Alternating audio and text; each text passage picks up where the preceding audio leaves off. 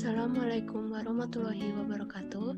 Perkenalkan, nama saya Alia Aulia Ramawati dari kelas Peminatan Kesehatan Lingkungan, jurusan Kesehatan Masyarakat, Fakultas Ilmu Kesehatan UIN Jakarta. Saya akan memaparkan topik dari mata kuliah Ilmu Islamic Public Health, yaitu hubungan perilaku pemanfaatan jamban untuk buang air besar dengan kejadian diare serta perspektif Islam dalam pembuangan tinja yang tepat. Yang pertama adalah latar belakang. Diare merupakan salah satu masalah kesehatan di negara berkembang, terutama di Indonesia, baik di perkotaan maupun pedesaan. Penyakit diare tersendiri bersifat endemis juga sering muncul sebagai kejadian luar biasa, dengan angka kematian yang tidak sedikit. Dalam mengatasi permasalahan diare tersebut, maka dikerahkan program berupa sanitasi total berbasis masyarakat untuk mengatasi permasalahan tersebut. Dari berbagai penelitian, ditemukan bahwa adanya hubungan yang signifikan pada perilaku masyarakat dalam memanfaatkan jamban terhadap kejadian diare. Islam telah mengajarkan bahwa kebersihan merupakan sebagian dari iman. Di satu sisi, Allah memerintahkan untuk menjaga kesehatan dan kebersihan fisik. Di sisi yang lain, Allah juga memerintahkan untuk menjaga kesehatan mental dan jiwa. Kebersihan menjadi pangkal dari kesehatan dan kesehatan merupakan jalan untuk beraktivitas. Rumusan masalah dari topik saya adalah masyarakat Indonesia sendiri masih ada yang tidak menggunakan jamban sehat untuk aktivitas pembuangan air besar dan kecil. Masyarakat Indonesia sebagian besar sudah memiliki jamban sehat namun tidak menggunakannya. Sebagian masyarakat ada yang lebih memilih untuk melakukannya di ruang terbuka seperti sungai dan danau. Pada pandangan Islam sendiri telah kerap kali dikemukakan mengenai kebersihan diri. Dalam kebersihan diri, menurut Islam haruslah membuang tinja dengan cara yang tepat dengan tidak mengotori tempat umum maupun sumber air yang ada. Dasar proporsi dari topik saya adalah hadis riwayat Abu Daud dan Ibnu Majah yang menyebutkan, takutlah 3 tempat yang dilaknat, buang kotoran pada sumber air yang mengalir, di jalan dan tempat berteduh. Hadis riwayat Bukhari dari Abi Hurairah RA dan Rasulullah SAW, janganlah kalian kencing pada tempat air tenang yang tidak mengalir, kemudian mandi di dalamnya. Kemudian, hadis riwayat Muslim, Rasulullah bersabda, takutilah menjadi orang yang dilaknat orang lain. Sahabat bertanya, siapa orang yang menjadi laknat orang lain? Rasulullah menjawab, yaitu orang yang buang hajat di tempat yang dilalui orang lain atau tempat berteduh orang lain. Selanjutnya, teori kesehatan masyarakat dan keislaman dari topik saya adalah yang pertama ada teori utama. Sanitasi total berbasis masyarakat pilar 1. Pengertian dari sanitasi total berbasis masyarakat atau STBM dari Permenkes RI nomor 3 tahun 2014 tentang sanitasi total berbasis masyarakat merupakan pendekatan untuk merubah perilaku higienis dan sanitasi melalui pemberdayaan masyarakat dalam pemicuan. Sedangkan yang dimaksud dari pemicuan adalah cara untuk mendorong perubahan perilaku higien dan sanitasi individu atau masyarakat atas kesadaran sendiri dengan menyentuh perasaan, pola pikir, perilaku, dan kebiasaan individu atau masyarakat. Penyelenggaraan STBM ini bertujuan untuk mewujudkan perilaku masyarakat yang higienis dan saniter secara mandiri dalam rangka meningkatkan derajat kesehatan masyarakat yang setinggi-tingginya dengan dilakukan secara mandiri oleh masyarakat. Kemudian, STBM sendiri memiliki 5 pilar yang merupakan acuan dalam penyelenggaraan program sanitasi total berbasis masyarakat. Nah, 5 pilar tersebut yang pertama adalah stop buang air besar sembarangan. Berdasarkan Permenkes RI nomor 3 tahun 2014 tentang sanitasi total berbasis masyarakat, pilar pertama dari STBM yaitu stop buang air besar sembarangan, yang merupakan kondisi ketika setiap individu dalam suatu komunitas tidak lagi melakukan perilaku buang air besar sembarangan yang berpotensi menyebarkan penyakit. Selanjutnya, teori utama yang kedua adalah konsep kebersihan dalam perspektif Islam. Al-Quran diturunkan oleh Allah Subhanahu wa Ta'ala kepada Nabi Muhammad SAW kurang lebih abad ke-6 Masehi. Secara gamblang banyak sekali tertulis tentang makanan dan kesehatan. Dalam literatur keagamaan, bahkan dalam hadis-hadis Nabi, ditemukan sekian banyak perintah untuk menjaga makanan dan kesehatan dari mulai Perintah menutup hidangan, mencuci tangan sebelum makan, larangan bernafas sambil minum, tidak kencing atau buang air di tempat yang tidak mengalir atau di bawah pohon adalah contoh-contoh praktis dari sekian banyak tuntutan Islam dalam konteks menjaga kesehatan. Dapat dilihat dari hadis riwayat Al-Bukhari, Rasulullah bersabda, "Sesungguhnya badanmu mempunyai hak atas dirimu. Manusia diciptakan di dunia ini untuk menjadi khalifah dan beribadah kepada Allah. Namun, kedua fungsi tersebut tidak akan bisa terlaksana dengan baik tanpa adanya kesehatan yang dimiliki oleh setiap manusia." Melihat pentingnya kesehatan tersebut, Islam memiliki perspektif tersendiri tentang kesehatan. Kemudian teori pendukung dari yang topik saya angkat adalah pertama, pemanfaatan jamban sehat di keluarga Indonesia.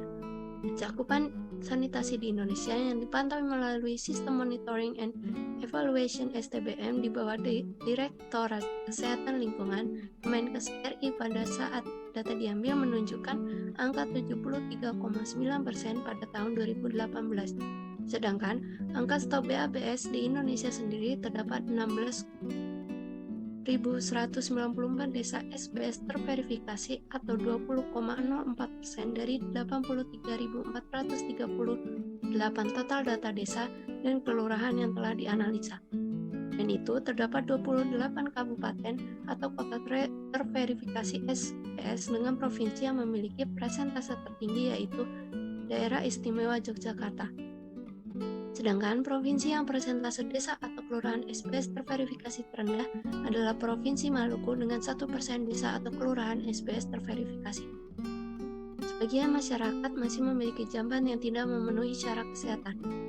Jamban yang kerap kali ditemukan di masyarakat adalah jamban tanpa leher angsa yang terdiri dari dua jenis, yaitu jamban cupluk di mana tinja yang dibuang langsung ke galian tanah, dan jamban empang di mana tinja langsung dialirkan menuju empang ataupun sebuah kolam di lahan terbuka yang diperuntukkan sebagai tempat budidaya ikan. Selain itu, ada jenis jamban lain yaitu jamban leher angsa yang memiliki dua cara dalam pembuangan kotorannya, berupa tempat jongkok dan leher angsa atau pemasangan slab dan baul langsung di atas galian penampungan kotoran. Dan jenis lain yaitu tempat jongkok dan leher angsa atau pemasangan slab dan bowl tidak berada langsung di atas galian penampungan kotoran, tetapi dibangun terpisah dan dihubungkan oleh suatu saluran yang miring ke dalam lubang galian penampungan kotoran. Teori pendukung selanjutnya adalah tempat pembuangan tinja yang tepat dalam perspektif Islam. Penting adanya untuk menggunakan jamban sehat dalam buang air besar untuk memastikan bahwa kebersihan tetap terjaga dari penyakit diare. Dalam hadis pun kerap kali dihimbaukan untuk membuang hajat atau tinja di tempat yang benar dan dengan cara yang tepat, seperti pada hadis riwayat Abu Dawud dan Ibnu Majah yang menyebutkan, "Takutlah 3 tempat yang dilaknat, buang kotoran pada sumber air yang mengalir di jalan dan tempat berteduh." Hal tersebut menunjukkan bahwa dalam membuang kotoran seperti tinja haruslah pada tempat yang tepat dan bukan tempat umum yang berisiko besar untuk menularkan penyakit. Disebutkan pula dari hadis riwayat Bukhari dari Abu Hurairah RA dan Rasulullah, "Janganlah kalian kencing pada tempat air tenang yang tidak mengalir kemudian mandi di dalamnya." Kebersihan merupakan hal yang sangat penting dalam kehidupan. Dari hadis tersebut maka dapat disimpulkan bahwa sumber mata air seperti sungai dan danau bukanlah tempat yang tepat untuk buang air besar. Selain itu juga, dari hadis riwayat Muslim Rasulullah bersabda, "Takutilah menjadi orang yang dilaknat orang lain." Sahabat bertanya, "Siapa orang yang menjadi laknat orang lain?" Rasulullah menjawab, "Yaitu orang yang buang hajat di tempat yang dilalui orang lain atau tempat berteduh orang lain." Sudah jelas adanya jika ingin membuang air besar, haruslah di tempat privat dan tidak pada sumber mata air agar tidak merugikan orang lain dan diri sendiri. Selanjutnya adalah hipotesa. Yang pertama, ada terdapat hubungan antara perilaku negatif dalam pemanfaatan jamban sehat terhadap kejadian diare. Kedua, terdapat hubungan antara perilaku positif dalam pemanfaatan jamban sehat terhadap kejadian diare. Yang ketiga, ajaran pembuangan tinja yang tepat dalam agama Islam dapat mencegah terkena penyakit diare yang disebabkan oleh ketidakpatuhan dalam penggunaan jamban sehat. Selanjutnya adalah kerangka teori. Yang pertama ada faktor predisposisi, yaitu pengetahuan mengenai pemanfaatan jamban sehat, pengetahuan mengenai perintah Allah, terhadap tempat pembuangan tinja yang tepat, preferensi dalam lokasi pembuangan tinja, pendidikan, dan pekerjaan. Faktor pendukung yaitu kepemilikan jamban sehat, kemudahan akses jamban sehat, kebijakan kepemilikan jamban sehat pada setiap keluarga. Selanjutnya, faktor pendorong ada dukungan dan pemantauan petugas puskesmas setempat dalam kepemilikan serta penggunaan jamban sehat, dan dukungan anggota keluarga dalam kepemilikan dan penggunaan jamban sehat. Faktor pendorong ini mempengaruhi faktor lingkungan, yaitu yang pertama, lingkungan tempat tinggal dekat dengan sungai dan keadaan rumah yang tidak memungkinkan pembuatan jamban sehat. Keempat faktor ini akan mempengaruhi dalam perilaku pemanfaatan jamban, yaitu negatif atau positif. Dengan keempat faktor ini dan perilaku pemanfaatan jamban sehat akan mempengaruhi kejadian diare. Selanjutnya adalah kerangka konsep. Yang pertama, pengetahuan mengenai perspektif Islam terhadap pembuangan tinja yang tepat. Kemudian faktor lingkungan adalah lingkungan tempat tinggal dekat dengan sungai dan keadaan rumah yang tidak memungkinkan pembuatan jamban sehat. Faktor pendukung ada kepemilikan jamban sehat. Ketiga hal ini akan mempengaruhi perilaku pemanfaatan jamban, negatif ataupun positif, yang akan mempengaruhi kejadian diare. Selanjutnya adalah definisi operasional. Yang pertama ada variabel independen Kesmas. Variabel lingkungan tempat tinggal dekat dengan sungai. Dengan definisi operasional, jarak antara sungai dengan tempat tinggal, cara ukur wawancara, alat ukur kuesioner, hasil ukur sangat dekat dan jauh, jenis data kategori, skalanya ordinal. Kemudian variabel keadaan rumah yang tidak memungkinkan pembuatan jamban sehat. Dengan definisi operasional, lahan rumah yang tidak memungkinkan untuk dibangun jamban sehat, cara ukur wawancara, alat ukur kuesioner, hasil ukur ya tidak. Variabel kepemilikan jamban sehat, definisi operasional adanya jamban sehat di lingkungan rumah milik warga, cara ukur wawancara, alat ukur kuesioner, hasil ukur tidak punya jamban sehat keluarga, menumpang pada jamban sehat sanak saudara, dan menggunakan jamban sehat umum. Variabel dependen Kesmas dengan variabel kejadian diare, definisi operasional kejadian diare menurut data puskesmas setempat pada 1 minggu terakhir, cara ukur data puskesmas, alat ukur data puskesmas, hasil ukur ya dan tidak. Variabel independen keislaman dengan definisi operasional dengan variabel perilaku pemanfaatan dengan variabel pengetahuan mengenai perspektif Islam dalam pembuangan tinja yang tepat, definisi operasional pengetahuan mengenai pandangan Islam dalam bagaimana pembuangan tinja yang tepat, cara ukur wawancara, alat ukur kuesioner, hasil ukur baik, cukup baik, dan buruk.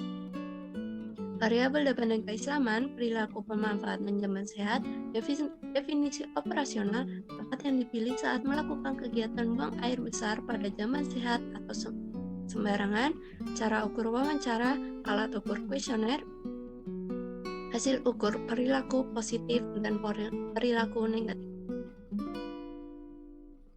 Berikut adalah daftar pustaka.